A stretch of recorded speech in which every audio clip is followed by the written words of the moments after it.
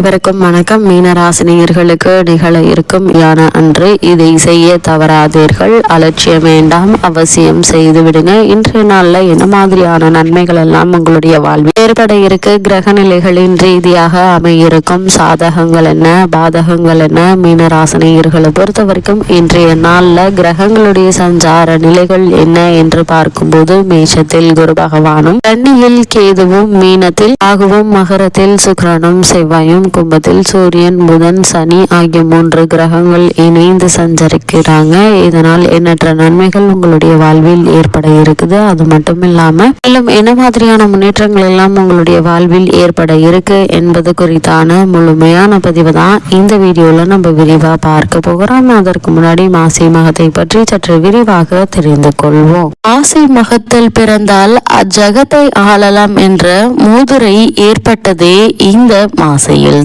மகத்தில் ஸ்ரீ மகாவிஷ்ணு அவதரித்ததனால்தான் இந்த மூதுரையே ஏற்பட்டது. இந்த மாதத்தை தான் மாங்கல்ய மாதம் என அழைத்து புது தாலிச்சரடு அணிந்து அம்பிகையை குங்குமத்தால் அர்ச்சிக தீர்த்த சுமங்கலியாக வாழ்வார்கள் மனதம்பதியினர். கல்வி கேள்விகளில் சிறந்து விளங்க ஸ்ரீ சரஸ்வதி தேவியையும் ஸ்ரீ ஹயக்ரீவரையும் இந்த மாதத்தில் பூஜிக்க கல்வி அறிவில் சிறந்து விளங்குவார்கள். அது மட்டுமில்லாமல் இந்த மாசி மகமான இன்றைய தினத்துல திருக்கோவில்களில் உள்ள உற்சவ மூர்த்திகளை நதின நீரில் நீராட்டுவர். புனித நதிகளில் நீராடினாலோ அல்லது தங்கள் வீட்டில் குளிக்கும் போது கங்கை, யமுனை, காவேரி, சரஸ்வதி, நர்மதை, துங்கபத்திரை, கருடகங்கா, திரிவேணி சங்கமம், மந்தாகினி, தாமிரபரணி, கர்ணப்பிரயாகை, ருத்ரப்பிரயாகை ஆகிய புண்ணிய நதி தீர்த்தங்களை மனதால் நினைத்து நீராடினாலோ அல்லது மாசிமக வைபவங்களை படித்தாலோ மிக பெரும் புண்ணிய பலனை அடைவீர்கள். இம்மாதத்தில் நீர்நிலைகளில் புதிய நீரூற்றுகள் உண்டாகி எடுக்க குறையாத மென்மேலும் பெருகி என்றென்றும் வற்றாத ஜீவநதியாக பிரவீகரிப்பதும் இந்த மாசி மாதத்தில்தான். அன்னை பார்வதி தேவி வலம்புரி சங்கு அம்சமாக தோன்றியதும் சிவபெருமான் தனது திருவிடையாடல்களை நிகழ்த்தியதும் இந்த மாதத்தில்தான். இம்மாதத்தில் தான தர்ம செய்வோருக்கு சிவபெருமானும் திருமாலும் இணைந்து கரங்களை வாரி வழங்கி அருள்வார்கள். மாபாதங்களை செய்து அதனால் உண்டாகும் பிரம்மஹத்தி தோஷங்களை போக்கடிக்கும் 2 ஏகாதசி விரதங்களும் வருவது இந்த மாதத்தில்தான். காரடையான் நோன்பு, சாவித்திரி விரதமும் வருவது இம்மாதத்தில்தான். எந்திர தந்திரங்களும் மந்திர உபதேசங்கள் பெறவும் சால சிறந்த மாதம் இந்த மாசி மாதம்தான். குலசேகர ஆழ்வார் அவதரித்த மாதமும் இதுதான். தானத்தில் சிறந்த அன்னதானத்தின் பெருமைகளை சொல்வதும் இந்த மாதம்தான். சுவாமி மலையில் தன் தகப்பனுக்கு பாடம் சொன்ன சுப்பையனுடைய அதாவது ஸ்ரீ முருகப்பெருமானின் வைபவமும் இந்த மாசி மாதத்தில் தான்.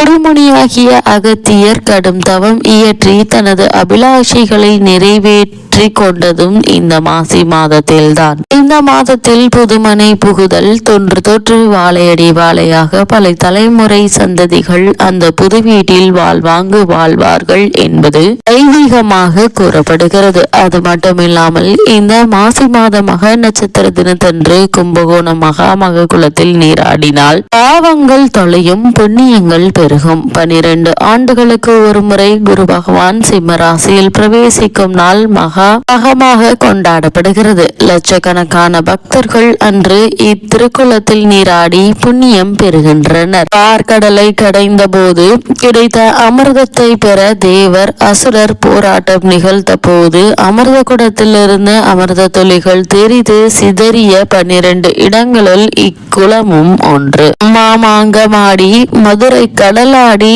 ஸ்ரீரங்கமாடி, திருப்பார்கடலாடி என்ற சொற்றொடர் மாமாங்க பெருமையை விளக்க வல்லது. கங்கை, யமுனை, சரஸ்வதி, நர்மதா, காவேரி, சிந்து, கோதாவரி, யசுரா, சரையு, தாமிரபரணி ஆகிய புண்ணிய நதிகளுள் 9 கன்னிகளாக உருமாறி பக்தர்கள் தங்களிடம் விட்டு சென்ற பாவங்களை இந்த மகாமக குலத்தில் நீராடி கழித்து குலைக்கரையிலேயே ஆலயமும் கொண்டிருக்கின்றனர். அமிர்த குடத்தை கும்பேகேஸ்வரராக மாற்றிய ஈசன் கிராதமூர்த்தியாக கும்ப கும்பேஸ்வரர் ஆலயத்தில் அருள்கிறார். சுதை மூர்த்தியாக இவருக்கு விசேஷ நாட்களில் தங்க கவசம் சாத்தப்படுகிறது. நவகன்னியரும் இந்த குளத்தில் நீராடியதால் கன்னியர் தீர்த்தம் என்ற பெயராலும் இத்திருக்குளம் அழைக்கப்படுகிறது.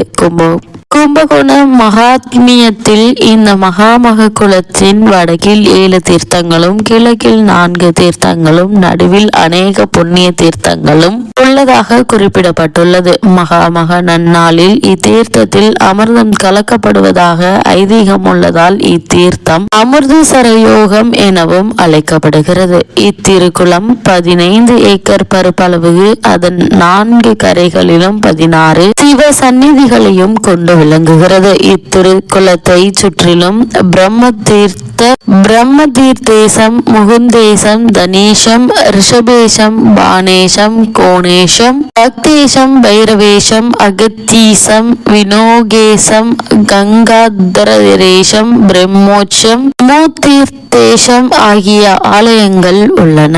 மாசி மகத்தன்று இத்திருக்குளக்கரையில் உள்ள வீரபத்திரனுடைய ஆலயத்திற்கு கும்பேஸ்வரர் எழுந்தருளுவார். அப்போது வீரபத்திரரே அவருக்கு பூஜை செய்வதாக ஐதீகமும் உண்டு. அர்ச்சகர் வீரபத்திரர் பிரதிநிதியாக பூஜை செய்கிறார். நவநதிகளான நவகன்னியருக்கு காவலாக இவர் இருப்பதால் கங்கை வீரபத்திரர் என இவர் வணங்கப்படுகிறார். இத்திருக்குளம் மேல்கரையிலிருந்து 4 கிலோமீட்டர் தொலைவில் உள்ள பிரம்மஞானபுரீஸ்வரர் ஆலயம் அவிட்ட நட்சத்திர பரிகார தலமாக போற்றப்படுகிறது. இத்தலத்தில் அருகிலும் இரட்டை நதிகளுக்கு முந்திரி பருப்பு, நிலக்கடலை இரண்டையும் சேர்த்து மாலை கட்டி அணிவித்து பிரார்த்தனை செய்தால் நினைத்தது நிறைவேறுகிறது. கிருஷ்ணதேவராயர் இத்திருக்குளத்தில் நீராடியதாக செங்கல்பட்டு மாவட்டம் நாகலாபுரம் வேதாரண்ய சுவாமி ஆலய கல்வெட்டில் காணப்படுகிறது. மாசி மக தினத்தன்று இத்திருக்குளத்தில் நீராடி விரதமிருந்து எளியவர்களுக்கு அன்னதானம் செய்தால் ஆண் வாரிசு பிறக்கும் என்பது நம்பிக்கை. மாசி மகத்தன்று இங்கு நீராடி 9 சுமங்கலி பெண்களுக்கு மங்கள பொருட்களை தானம் செய்தால் நவகன்னியருடைய அருளால் சகல சௌபாக்கியமும் கிடைக்கும். மகாமகம் முடிந்து 48 நாட்கள் வரை இக்குளத்தில் நீராடினால் மகாமகஸ்தான பலன் கிடைக்கும் என்பது நம்பிக்கையும் ஐதீகமாக கூறப்படுகிறது.